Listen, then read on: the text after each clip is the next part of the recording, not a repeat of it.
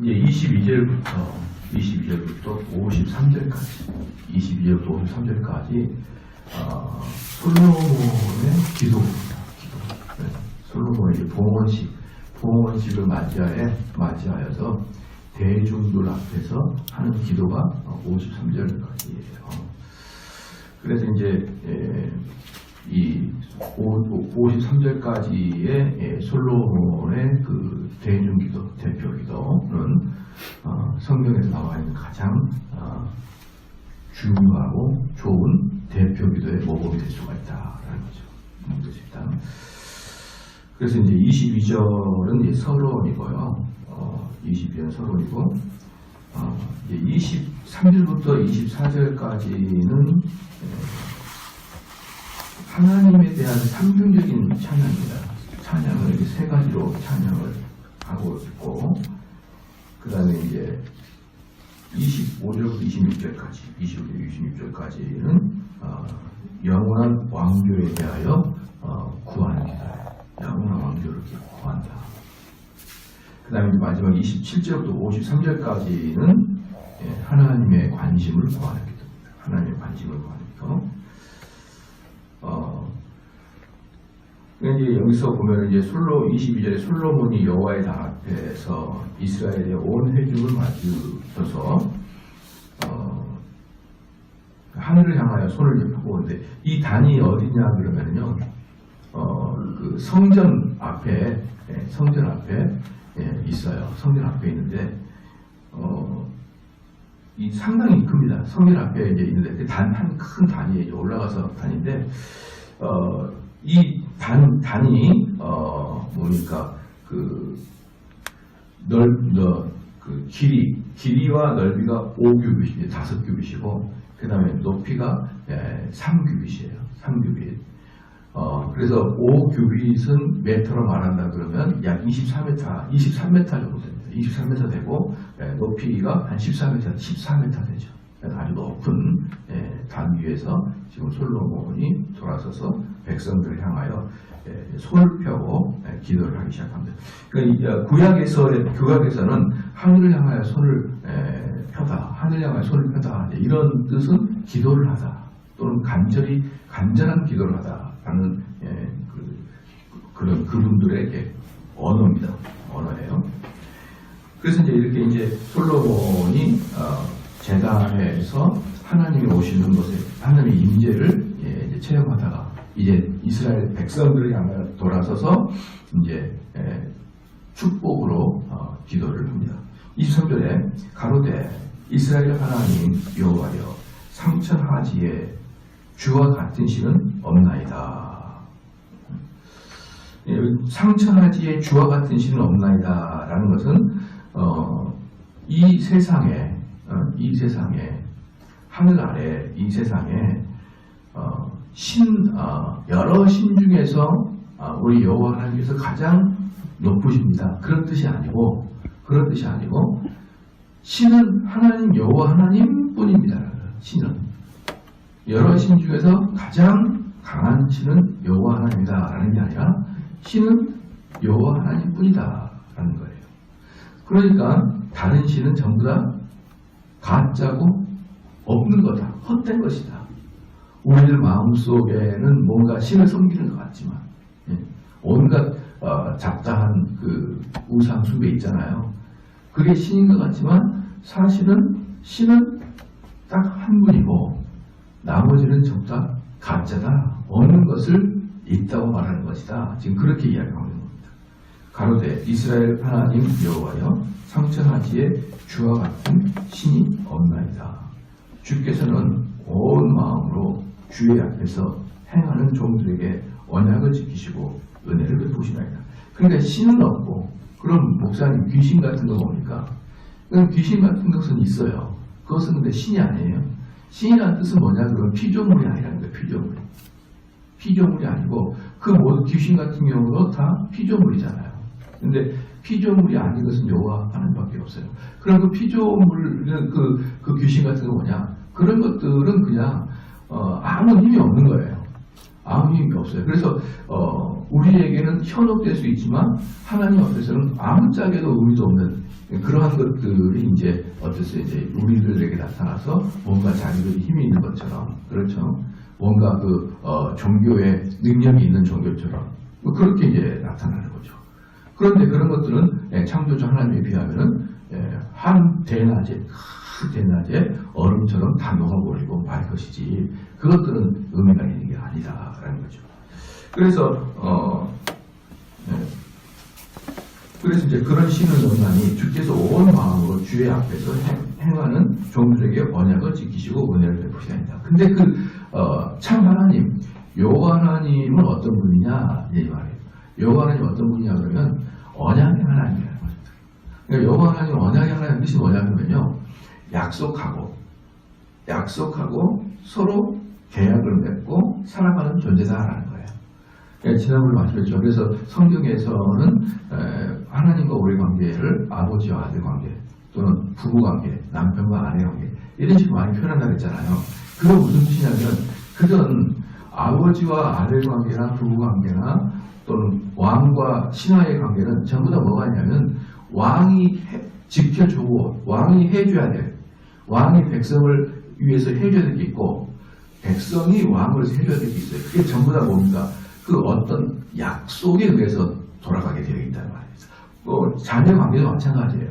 아버지, 어머니가 해줄 것이 있고 자녀가 부모님에게 해야 될 공손함도 따로 있는 거예요. 그것은 우리가 법적으로는 딱 되어 있지 않지만 우리는 심령 속에 부모가 자녀에게 해야 될 게 있잖아요. 그 자녀는 부모에게 마땅히 해야 될 부분이 있잖아요. 이런 것들이 우리 심령 속에 딱 있지 않습니까? 그것을 벗어나면 어때요? 부모가 자녀를 아주 학대하거나 자녀가 부모에게 막 무례하게 대하거나 그것은 이미 이 관계가 깨져버리는 거예요. 이 관계가 깨져버리는 것입니다. 옛날에 어떤 젊은이가 있어가지고 있는데 그 아버지가 그렇게 자기를 학대했다는 것이죠. 저는 이제 항상 얼마 전에도 이제 그런 일이 있었는데 어릴 때 아버지에게 막 학대를 당했다는 거죠. 학대를 당했다. 그러면은 저는 그 말을 잘 안 믿거든요. 그건 상대성이기 때문에 부모가 이제 보편적인 부모라 그러면 자녀를 학대를 했다라는 것은 정상적인 부모는 많이는 없어요. 비정상, 정신적 문제가 있는 사람들도 그렇게 있지만 정상적인 부모들은 자녀를 막 의도적으로 학대하고 그런 경우는 거의 없다고 봅니다. 그러면은 뭐가 결합되냐면 손뼉도 마주쳐야 된다고 얼마나 말을 안 들었으면 그것도 포함될 수 있어요. 근데 얼마나 그 얘기가 말을 안 들었으면 이것은 자기는 모릅니다. 내가 부모에게 얼마나 속을 썩혔던 것을 그걸 몰라요. 그냥 부모가 나를 때렸다는 것만 기억을 하는 거예요, 보통. 그래서 이제 사람들이 와가지고 저는 어릴 때 부모에게 학대당했습니다. 그럼 일단 저는 한 10%만 믿어요. 아, 부모한테 맞았겠구나. 이 정도는 드는데 왜 맞았는지에 대해서는 저는 전혀 이제 그분이 무슨 말을 해도 듣지를 않아요. 저는 속마음으로 이것은 10%만 맞고 나머지 90%는 상대성이기 때문에 부모에게도 들어봐야 되는 내용이기 때문에 그 사람의 이야기를 듣고 전체적으로 부모가 나쁘군요. 이렇게까지는 잘 하지는 않습니다. 모든 것은 여러분 상대성이에요. 그냥 옛날에 엘리야가 지금 나와의 성격이 같다 그랬잖아요. 그죠? 엘리야도 나와 성격이 같아요. 제가 성경 해석하는 가장 기초적인 방식, 가장 기초적인 철학은 뭐냐면 다윗을 설교할 때는 다윗을 나라고 생각하면 돼요. 다윗을 나라고 생각하고 제가 설교를 준비하기 때문에 많은 사람들은 어떻게 목사님은 다윗을 설교하니까 그렇게 현시감 있게 설교합니까? 그런 이유 간단해요. 나나 다윗이나 똑같은 마음으로 다윗의 마음을 가지고 보는 게 아니고 그냥 내 마음으로 다윗을 봐요. 그럼 다 이해가 돼요. 왜 이랬는지 이러든지. 그게 이제 개혁신학에서 말하고 있는 인간론이죠. 너나 나나예요. 그러면 나하고 상담하는 이 학생의 아버지나 나나 똑같다고 보면 돼요. 아까도 말했지만 또 독특한 면도 있을 수 있지만 정서는 비슷해요. 그러면은 내가 우리 자녀한테 또 우리 아버지가 나한테 했던 것을 가만히 생각해보면 맞을 수 있죠. 맞을 수 있고 혼날 수 있고 책망할 수 있지만 그 근저에 깔려있는 것은 무슨 짐승처럼 조조폭력배처럼 막 두들겨 패고 그런 거 아니잖아요. 이유가 있잖아요. 이유가. 그러니까 아버지가 혼냈다, 두들겨 팼다. 이게 거짓말이 아니다. 거짓말이다 이 뜻이 아니에요. 그 뜻이 아니고 그렇게 된 이유는 또 다시 들어봐야 된다라는 뜻이에요. 저는 항상 그런 주장을 갖고 있는데 어떤 이제 그 사람이 저 목사님 하도 우리 아버지가 나를 괴롭혀가지고 서로 주먹질했잖아요. 서로 주먹질. 아버지하고 제가 서로 주먹질했잖아요. 그래서 저는 그때도 나는 너한테 더 이상 이 부분에 대해서 이야기 안 할 거야. 왜? 이미 아버지에게 주먹질하면 끝난 거야. 그것은 아버지 앞에 그리고 뭐 아버지 눈물을 흘리고 아버지한테 눈물이 아니라 영광으로 흘려도 끝났어. 해야 될 게 있고 해야지. 걔들도요, 짐승들도 사람을 물어보는 애들은 걔는 안 됩니다. 걔는 끝장나야 돼요. 그리고 동물원에서 사자나 호랑이가 사람을 죽여보는 애들은 죽여야 돼요. 그런 애들은 회개 후에 눈물을 100번 골뱅 흘려도 때가 되면 또 사람 물고 또 사람을 잡아먹게 돼 있어요. 그러니까 한 번 물었거나 한 번 잡아먹은 애들은 결국 게임 아웃시켜야 됩니다. 걔를 죽이는 것인지 아니면 감옥에다 넣어버리든지 아니면 철창에다 콕 넣어버려가지고 더 이상 사람하고 같이 못 있게 해야 되는 게 뭐냐면 물었다는 것 그 자체로 끝나는 거예요. 부모에게 미션하는 게 주먹질하면 했다는 걸로 이미 너하고 아버지의 관계는 끝났다. 제가 그렇게 얘기했어요. 너하고 아버지의 관계는 인격적 관계가 끝난 거예요. 아버지한테 침범해야 될 영역이 따로 있는 거예요. 따로 있는 게 있어. 무슨 말인지 알겠죠? 그 관계를 깨면 그 관계의 한계성을 깨버리면 여러분 그 관계는 깨지고 더 이상 회복이 안 됩니다. 그러니까 여기서 언약의 하나님, 여호와 하나님이라는 것은 뭐냐면 서로 간에 지켜야 될 게 있다는 거예요. 서로 간에 지켜야 될 것이 있고 이 지켜야 될 것의 범위를 넘어서면 하나님과 너무 관계는 깨져. 또는 깨지진 않아더라도 너는 하나님께 책망받고 엄청난 고통을 당해. 이제 이게 바로 언약의 하나님이라는 뜻이에요. 근데 우리는 어떻습니까? 우리의 마음은 수호신을 가지고 싶어요. 내가 어떤 행동을 하든 나만 지켜주세요. 이런 식을 갖고 싶잖아요. 이게 바로 가짜신이라고 이게. 진짜 하나님 뭡니까? 나와 너는 언약의 관계예요. 여기 좀 이해가 되셨죠? 그래서 23절에 보면요. 23절에 중간에 주께서는 온 마음으로 주의 앞에서 행하는 종들에게 딱 그게 붙어야 돼요. 그러니까 그 언약의 하나님은 너희의 행동과 아무 관계없이 너희의 그 언행과는 관계없이 너희가 기도하면 들어주고 그런 분이 아니라는 거예요. 그것은 인격이 없는 분이죠. 인격이 있는 분은 그 언약이 있고 언약의 체계 하에서 너희들이 해야 될 일인데 그 너희들이 해야 될 일이 뭐냐면 온 마음을 가지고 여호와를 바라보는 자. 여기서 온 마음을 가지고 바라보는 자는 뭐냐 그러면 앞에 상천하지에 주와 같은 신은 없나이다. 지금 무슨 말이에요? 다른 신, 다른 정신과 또는 다른 어떤 철학이 있잖아요. 그 철학과 정신과 하나님을 겸하여 섬기는 것이 아니라는 거예요. 그러니까 우리가 온전히 하나님을 바라본다. 이것이 불가능해 보인다. 안 불가능해 보여요. 저도 온전히 하나님 바라봐요. 왜냐? 나는 다른 신이나 다른 철학은 아예 관심도 없거든요. 그러니까 여러분들이 눈앞에 누가 있는 거예요? 여러분 눈앞에 온전히 하나님 바라보는 자가 있잖아요. 얼마나 간단해요. 제가 무슨 구름 위에 떠다니는 사람입니까? 저는 세상의 철학이나 세상의 어떤 이 잡다한 그런 신에 대한 관심조차도 없고 그것들이 나오면은 반박하는 재미로 살아요. 반박하는 재미로. 예, 이것을 제가 하겠군요. 하겠습니다. 예, 반박하는 재미로 삽니다. 반박하는 재미. 그러니까 그것들이 이방 그 철학이나 이방 신학에서 뭔가 좀 도움이 될 만한 거 있는가? 이런 게 생각이 1푼도 안 들어요. 1푼도. 그러니까 온전히 하나님 바라보고 있는 거죠. 그러니까 내가 이 땅 살아갈 때 죄를 짓고 이 땅 살아갈 때 때로는 거짓말도 말하고 그렇지 마라. 그런 뜻이 아니에요. 그런 뜻이 아니고 그 여호와 하나님만을 참 하나님으로 바라봐라. 이거죠. 여러분도 근데 그렇게 할 것 같은데 느낌이 그렇잖아요. 그냥 그런 것이지 내가 여호와 하나님 앞에서 아무 죄도 짓지 않고 그분만 그냥 하루 종일 생각하고 그렇게 된다 그러면 아예 이것은 사실은 인간으로서 불가능한 일이죠. 그러나 상천하지에 주와 같은 신은 없나이다. 이게 딱 있는 게 뭡니까? 여호와 하나님만을 바라보는 너희들에게 그런 뭡니까? 의무가 주어진 거죠. 여러분 자녀들도 가보시죠. 자녀들에게도 자녀로서의 이제 그 범위가 있고 아내나 남편도 아내와 남편의 범위가 있지. 온전히 남편만 수고하고 온전히 아내만 생각하고 온전히 자녀는 부모는 하루 종일 생각해라. 그건 아니잖아요. 그건 아니잖아요. 그것은 자유가 아니라 완전히 억압이죠. 자, 그런다는 것을 여러분이 잘 알아야 됩니다. 그러니까 여러분들이 이제 열왕기상 8장 23절을 볼 때 어떻게 보면 되냐 그러면 다른 신이 아니라 여호와의 신에 대한 개념만 가지고 있습니다. 그러면 여러분들이 해야 될 게 뭡니까? 하나님이 누구신지 예수 그리스도 누구신지만 공부만 열심히 하면 되는 거예요. 열심히 공부하고 거짓되고 우상 숭배했던 그런 그 마음은 싹 제거하고 그 하나님을 바라보고 살아갈 때 그러면 되는 것입니다. 24절에 주께서 주의 종 내 아비 다윗에게 허하신 말씀을 지키사 주의 입으로 말씀하신 것을 손으로 이루심이 오늘과 같으나이다. 여기서 뭐냐면 우리 하나님께서 다윗에게 약속한 거 있지 않습니까? 다윗에게 약속한 거 있지 않습니까? 그렇죠? 다윗에게 약속한 거. 그 다윗에게 약속한 게 뭐냐면 세 가지입니다. 세 가지예요. 첫 번째는 뭐냐면 다윗의 왕위를 솔로몬에게 주겠다. 이게 첫 번째 약속입니다. 그렇죠? 그 다음에 두 번째 약속이 뭐니까 너는 성전을 준비하고 솔로몬 때 성전을 완성하겠다. 두 번째 약속이에요.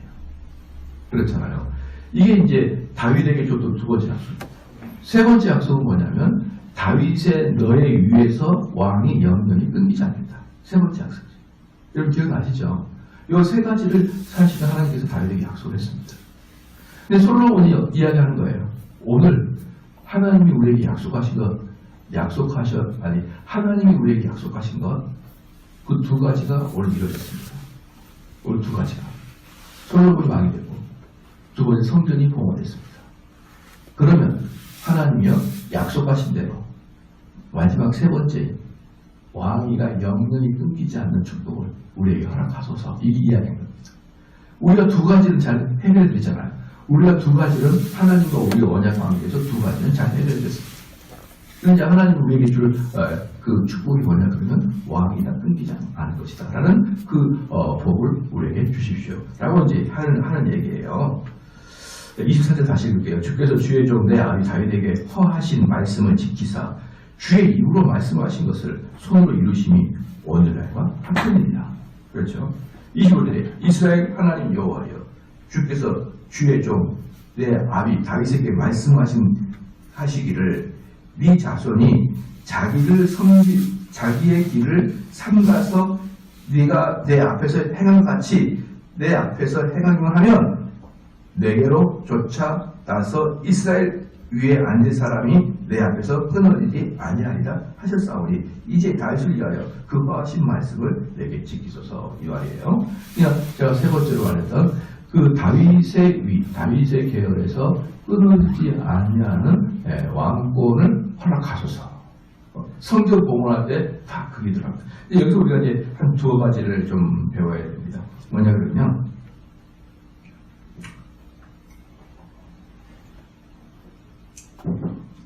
특별히 대중 공주기가 특별히 공주기가 뭐냐면 이미 하나님께서 말씀하신 것에 그런 근거를 가지고 공중 기도를 한 것이죠.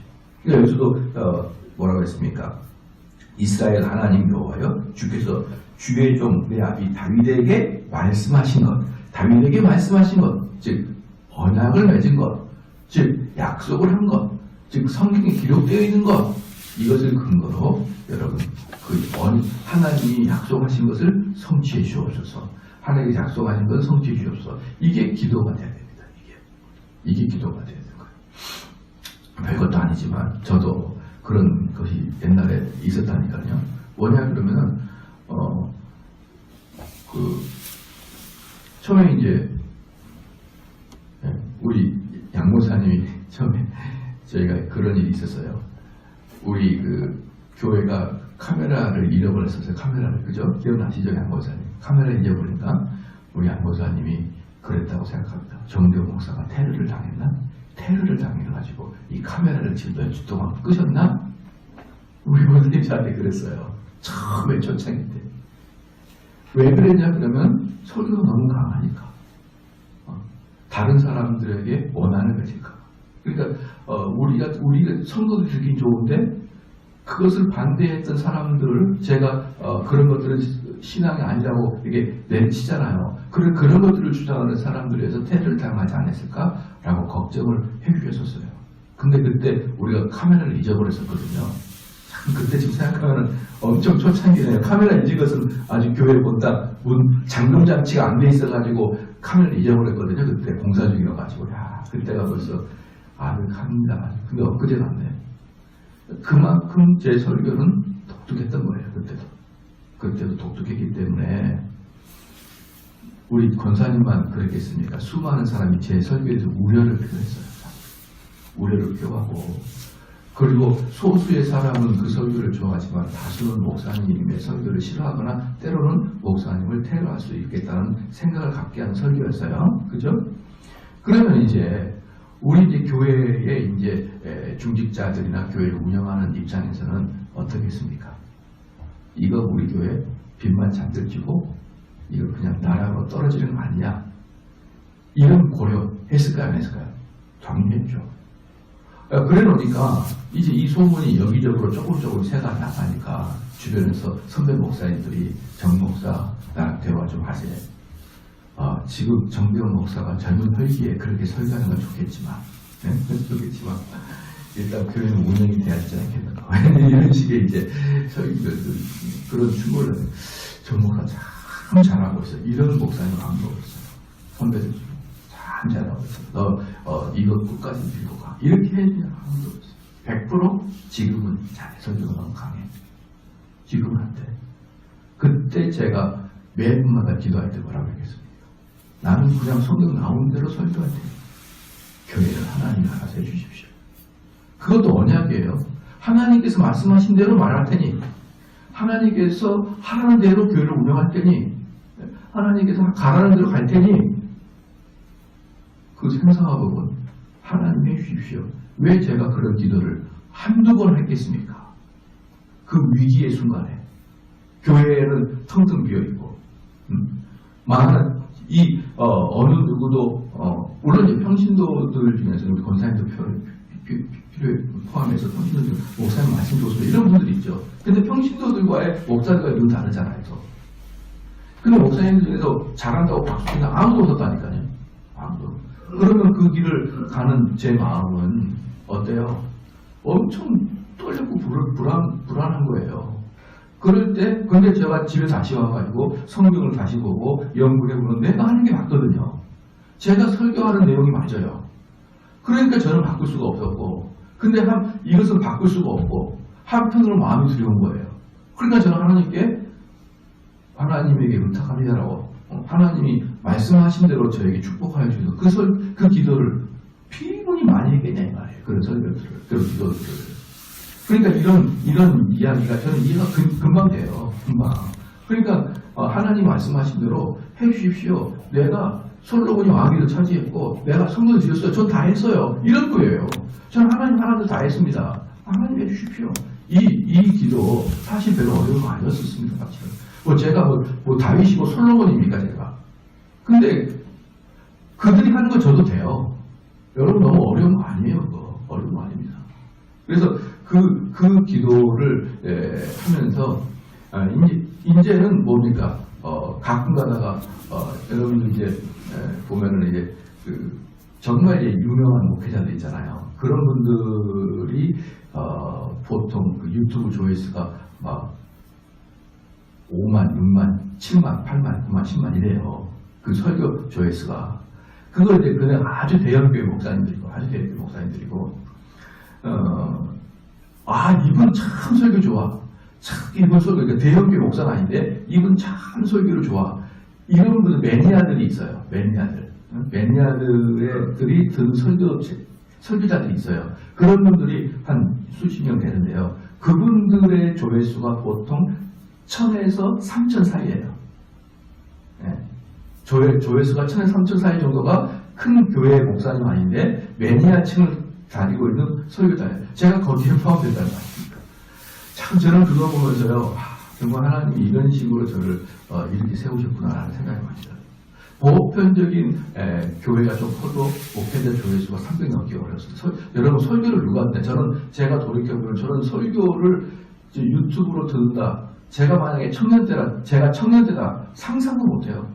무슨 설교를 유튜브로 듣습니까? 맨날 조는 게 설교인데. 설교는 졸아야 된다. 이 공식이 있었는데. 운전하다가 졸아버리면 어떡할 거예요?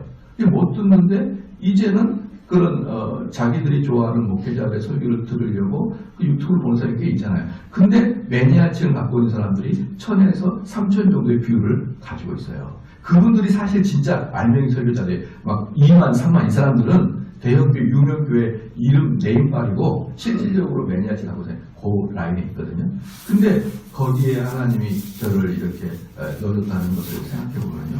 쭉 하늘처럼 하나님께서 어떻게 나를 이끌으시는가 이렇게 눈에 선명하게 보이고 또 그에 관해서 저도 제가 무슨 특별한 은사가 있었던 게 아니라 이게 아니면 옆에 것을 잘 말을 못하겠더라고요. 그냥 나는 이대로 갈 테니까 하나님께서 약속하신 대로 복을 주십시오. 그리고 지금까지 온 거예요. 그리고 앞으로도 그렇게 가려고 하는 것이고요. 그래서 사람들하고 아마 여러분도 느끼겠지만 타협하고 뭐하고 그럴 마음이 전혀 없어요. 그렇게 해왔기 때문에 벌써 그게 근 10년 가까이 돼요. 그게 담임 목사가 그 전에 분목사까지 빼고 근 10년 가까이 이렇게 살아왔는데 그냥 저는 이렇게 쭉 앞으로 10년만 더 이렇게 살아가려고 그렇게 이야기합니다. 생각합니다. 10년 금방 가더라고요. 여러분 어렵지 않다는 거예요. 그러니까 제가 왜 제 예를 드냐 어렵지 않다는 걸 이야기하려는 거예요. 너무 어렵게 느껴지면 여러분 그 길 안 가요. 근데 사실은 바로 여러분 앞에 있는 사람도 부족하지만 그 길을 가고 있었단 말입니다. 네, 어려운 거 아니니까 여러분들이 용기를 가지고 해야 되는 일이에요. 그래서 25절에 이제 그거예요. 다윗에게 말씀하시기를 네 자손이 자기 길을 삼가서 네가 내 앞에서 행한 것 같이 여기서 뭐냐면 여기 밑줄을 그어도 뭐냐면 삼가 첫 번째 삼가 그 다음에 네가 내 앞에서 행한 것 같이 내 앞에서 행하기만 하면 이거거든요. 이게 뭐냐면은 그러면은 여호와 하나님이여 내가 이렇게 했으니 나에게 우리 가문에 다윗의 가문에 끊이지 않는 열왕을 주옵소서 이렇게 됐잖아요. 그런데 거기 뭐가 있냐면 삼가해서 내 앞에서 다윗이 행한 것처럼 행하라는 거예요. 이게 뭐랑 똑같냐 그러면 여러분 그 학력고사나 수능을 볼 때 공부를 정말 잘해가지고 처음에 성적 장학금 4년 전액 장학금 받고 들어간 애들 있어요. 여러분들하고 상관이 없겠지만 그런 애들이 있단 말이에요. 그 과에 수석으로 들어간 애들 있잖아요. 걔네들 4년 전에 장학금을 나가요. 예를 들어서 이제 그 학교가 만약에 삼류학교다. 그럼 사실은 걔는 삼류학교 그 과를 갈 정도가 아니라 앞에 이류학교를 들어갈 정도의 성적인데 그 학과를 들어가면서 전액 장학금 받고 들어갑니다. 그것도 4년 전액 장학금. 근데 단서가 있어요. 매 학기마다 비학점 이상. 여러분들은 관심 없어요. 그리고 관심 없어서 모르는데 이 전액 장학금 받아본 애들의 대화를 해보면은 항상 비학점 이상 받아야 그게 유지가 됩니다. 근데 거의 대부분 나와서 얘기할 때 처음에 전액 장학금 받다가 비학점이 떨어져서 장학금을 놓쳤어요. 그런 사람도 꽤 있었어요. 제가 이야기를 해보면. 그러니까 여기서 마찬가지입니다. 하나님이요, 우리가 솔로몬이 성전을 지어줬으니까 이제 열왕을 우리에게서 내어주셔서 단 모든 왕들이 비학점 이상 이거예요. 그래야 그게 왕권이 그러니까 그 성전을 만들었기 때문에 그냥 열왕이 주셔서 그것은 인격적 관계가 아니라 기계적 관계예요. 기계적 관계. 그러나 인격적 관계는 그게 형성이 안 됩니다. 형성이 안 되는 거예요. 그래서 이 이야기 뭐냐면 삼가. 이 삼가라는 뜻은 뭐냐 그러면은 조심해서 그게 아니에요. 조심해서가 아니라 뭐냐면 아주 매니아처럼 그 율법을 보고 그러니까 율법을 즐거워하는 거예요. 그 삼가라는 것은 매니아처럼 율법을 보고 그 율법을 주야로 묵상하고 그 율법대로 그 왕이 성취하는 것을 즐거워하는 것입니다. 그게 삼가라는 뜻이에요. 그러니까 면밀하게 성경을 살펴라. 이 뜻은 뭐냐 그러면은 면밀하게 성경을 살펴라. 이 뜻은 뭐냐 그러면 자칫하다가는 사랑이 없이 그냥 면밀하게 살필 수가 있잖아요. 그 면밀함이 아니고 정말 즐거움을 가지고 광적으로 그 말씀을 즐거이 보고 그걸 지켜나가라는 것입니다. 그렇게 하라는 것이죠. 왜? 하나님은 인격적인 분이고 하나님 기계적인 분이 아니기 때문에.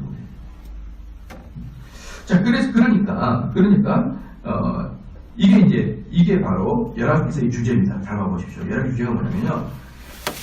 자기 길을 삼가서 네가 내 앞에서 행한 같이 내 앞에서 행하기만 하면 내게로 쫓아나서 이스라엘 위에 앉은 사람이 내 앞에서 끊어지지 아니하리라. 즉 이게 뭐냐 그러면 모든 열왕기서의 주제예요.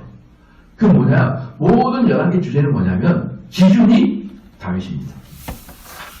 모든 열왕기의 기준은 다윗이에요. 그럼 어떤 왕이 좋은 왕이냐? 다윗 같은 왕이 좋은 왕이에요. 어떤 왕이 나쁜 왕이냐? 다윗과 같이 멀어지면 멀어질수록 나쁜 왕이에요. 다윗으로부터 멀어지면 멀어질수록 나쁜 왕. 다윗으로부터 가까워지면 가까워질수록 좋은 왕. 이게 바로 열왕기의 기준입니다. 그런데 열왕기서는 이 사건을 기준으로 더 이상 다윗 같은 사람이 나타나지 않더라고요. 열왕기 마지막까지 갈 때까지 더 이상 다윗 같은 사람이 나타나지 않고 심지어 솔로몬도 말년에 죄를 지었어요. 심지어 솔로몬도 말년에 다윗하고 멀어져 버렸습니다. 그래서 솔로몬이 이제 왕권이 내려온 다음에는 어때요? 남북으로 나눠져 버린 것이죠. 남북으로 나눠졌는데 북쪽은 남과 북이 나눠졌는데 둘이 경쟁이 뭐냐면 누가 더 나쁜 놈인가의 경쟁이에요. 열왕기서는 제가 뭐라고 했습니까? 어떻게 하면은 망하느냐라는 걸 보여주는 게 열왕기서예요. 하나님과 이스라엘 백성은 아니에요. 이스라엘 왕과 하나님의 언약을 맺을 때 우리가 오늘 여기서 솔로몬이 다윗과 같이 하겠습니다라고 약속을 드린 거예요. 다윗과 같이 다윗처럼 삼가서 주의 법도를 따르겠습니다. 딱 언약을 맺었고 그때부터 줄줄줄줄줄 마지막까지 그냥 다윗과 같은 사람은 아무도 안 나타나고 그냥 멸망의 길로 빠져버린 게 열왕기서의 스토리입니다, 여러분. 스토리예요. 그리고 마지막이 어떻습니까? 북이스라엘이 먼저 망해버리고 왜? 더 나쁜 놈이었습니다. 더 나쁜 왕, 더 나쁜 철학을 갖고 있으니까 더 먼저 망하고 그 다음에 남유다도 북이스라엘보다는 좀 덜했지만 그들도 나쁜 짓을 해가지고 결국 뭡니까? 바벨론에게 멸망당하고 말죠. 그게 열왕기서입니다. 너희들 왜 망했는지 말해줄게. 왜? 열왕기서 저작이 언제입니까? 바벨론 시대 때 저작한 거거든요. 열왕기서 저작이 바벨론이 포로 시대 때 저작한 거거든요. 왜 우리가 포로되고 왜 이스라엘이 망했는지 말해줄게. 이게 바로 열왕기서 주제예요. 자, 26절에 그러니까 25절에 마지막에 이제 다윗을 위하여 그 허하신 말씀을 지키시옵소서. 그러니까 하나님이요 그렇게 해주십시오. 근데 거기에 뭐가 포함되어 있어요? 저도 그렇게 하겠습니다. 이게 포함되는데 솔로몬부터 그렇게 하자는 것이죠. 아까도 제가 예를 들어서 제가 만약에 하나님께서 약속하신 대로 해주십시오. 저는 그렇게 얘기한 다음에 제가 이제 마음이 바뀌었어요. 이제 저의 설교에 달라지는 거예요. 이제 제가 이제 사람들 눈치 보기 시작하는 겁니다. 이제 사람들이 많이 오는 걸 추구하기 시작해요. 자, 그러다 보면 어때요? 이 약속이 어때요? 깨져버리는 거죠. 깨져버리는 거죠. 네. 자, 26절. 그런즉 이스라엘 하나님이여 온전히 주는 주의 종 내 아비 다윗에게 하신 말씀을 확실하게 하옵소서. 그냥 이렇게 말할 수 있는 그 유일한 것은 그냥 하나님 말씀대로 살아가는 거예요. 이게 여러분 보면 재미있는 게 뭐냐면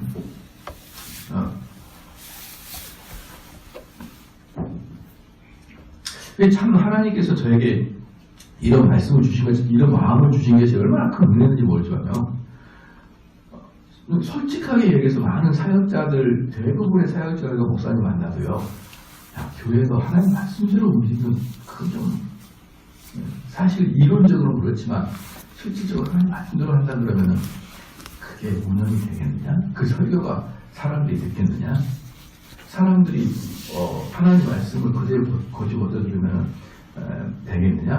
이런 그 마음을 사실 다 가지고 있어요. 근데 제가 그 목사님들을 가만히 이렇게 쳐다보면요. 그런 분들은 두 가지 형태가 보여요. 첫 번째는 지나치게 인본적인 분도 많아요. 사람들 목사님에게 그대로 설교를 전하면은 그 사람이 줄이게 만들 때 그 사람이 이제 반박을 해서 교회를 나가버리거나 상처를 받고 돌아서버리거나 이런 사람들이 있긴 있거든요. 있긴 있어요. 그러니까 그런 분들이 두려워요. 첫 번째. 저는 이제 그걸 인본주의라고 봐요. 인본주의. 하나님의 입장에 선포해야 되는데 사람들의 반응을 보고 바꿔요. 살살살살. 그걸 인본주의라고 봐요. 근데 목회자들 자기도 모르게 그게 들어오는 그 압박이 사실 있어요. 어저께까지 같이 식사하고 즐겁게 대화하다가 이 설교 때문에 틀어져 버리면 얼마나 제 마음이 아픕니까? 그러니까 사실은 떨치기 어려운 유혹이긴 하죠. 그런 것은. 두 번째는 뭐냐 그러면 얼굴게 전하는 목사님들이 계시거든요. 근데 얼굴게 전하는데 대인관계가 별로 안 좋은 목사님들이 있어요. 자기도 모르게. 그러니까 설교에서는 말을 직선적으로 하지만 현장에서는 인간관계를 맺어야 되거든요. 근데 이 설교의 스타일이 현장에서 정리해가지고 그러면 안 돼요. 이렇게 곧바로 다이렉트로 충고를 하게 되므로 성도들 간의 관계가 틀어진 목사님들이 많아요. 근데 그 목사님들의 특징이 뭐냐 그러면은 그 목사님 당연히 정직하죠. 선하죠. 그 특징이 뭐냐 그러면은 자기의 이 대인관계가 사람들에게 기분 나쁘게 하는 것에 대해서 잘 못 느껴요. 누가 느끼겠어요? 그걸 느끼면은 모든 사람이 인간관계 다 쉽죠. 목회자라고 인간관계가 좋은 게 아니잖아요. 누가 배운 게 아니잖아요. 근데 제가 볼 때는 사람들과의 대인관계가 좋지가 않아요. 그런데 이분들은 그걸 잘 모르기 때문에 하나님 말씀을 올곧게 선포하면은 사람이 확 줄어든다고 생각해요. 이해가 되시죠? 그러니까 그분은 나중에 지나가서 야 말씀 좀 되느냐 이렇게 나오는 거예요. 이렇게. 저는 참 안타까운 거죠. 그 목사님 대인관계가 완전히 꽝이에요라고 말해주기가 참 어려워요. 그러면 내가 뭐가 대인관계가 어려운지 한번 집어서 얘기해 주고 집어서 얘기하니까 토탈적인 문제입니다. 토탈적인 문제. 그 눈빛 자체부터 문제인데 그걸 어떻게 집어줘요. 예, 그런 것들을 경험한 목사님들이 이제 후배들 모아놓고 야 내가 하나님 말씀대로 30년 동안 목회했는데 야 안 되더라. 하나님 말씀이고 현실이라 이걸 간직을 해요. 이걸 후배들한테. 근데 저는 그걸 쫓아다녀서 당신 인격이 문제가 있어요. 이 말을 못 해주겠는 거예요. 이 말을. 예. 우리 성도들도 가끔 목사님 제가 그렇게 나쁜지 뭐가 좀 찝어주세요. 그럼 내가 항상 눈빛부터 이상해. 눈빛부터가 벌써 다른 사람을 기분 나쁘게 하는 눈빛이 있어요. 근데 그걸 제가 어떻게 하나씩 잡았습니까? 설교를 통해서 여러분들이 바꿔나가야 되는 것이죠. 여러분 이게 거의 대부분의 목회 현장에서 나타난 겁니다. 그래서 아까 제가 처음에 말씀드렸지만 저는 저도 모르는 면이 있는 것 같은데 저는 20살 때부터 지금까지 교회에서 한 번도 싸운 적이 없어요. 누구하고. 그리고 20살 때 이런 말씀 좀 죄송합니다만은 제가 20살 청년부 됐잖아요. 청년부 되고 제가 있을 때는 항상 그 단체는 즐거웠어요. 청년 때도 그랬어요. 청년 때도. 어디든지 속하면은 항상 정대우는 연인 관계로 만나기는 싫은데 그런 거 있잖아요. 감초처럼 항상 저는 그런 역할을 한 걸 보면은 저는 대인 관계가 괜찮았던 것 같아요. 느낌이. 저도 정확하게 모르겠습니다만은 그걸 주신 것이 그렇게 감사하다 이 말이에요. 제가 처음에 제가 말하고 싶은 게 왜 나한테 이런 마음을 주느냐 감사하다 이 말이 뭐냐면 제게 대인관계를 할 수 있는 능력을 주신 게 참 감사하다. 왜? 그 대인관계 할 수 있는 능력 때문에 진리가 올곧게 선포돼도 사람들이 듣게 되기 때문에. 근데 많은 곳에서 진리를 올곧게 선포하는 목사님들은 대인관계가 어려운 분이 많아요. 참 안타까운 거예요. 그래서 가면 갈수록 교인이 줄어들면서 그분들은 눈물 흘리고 한숨 쉬면서 진리의 길은 좁은 길이고 진리의 길은 고난의 길이고 진리의 길은 소수의 길이고 그리고 지금까지 목회를 하는 거예요. 저는 아니에요. 아니야. 목회는 비록 진리의 길이고 목회는 비록 좁은 길이지만 하나님 그 앞에서 영광을 주셔.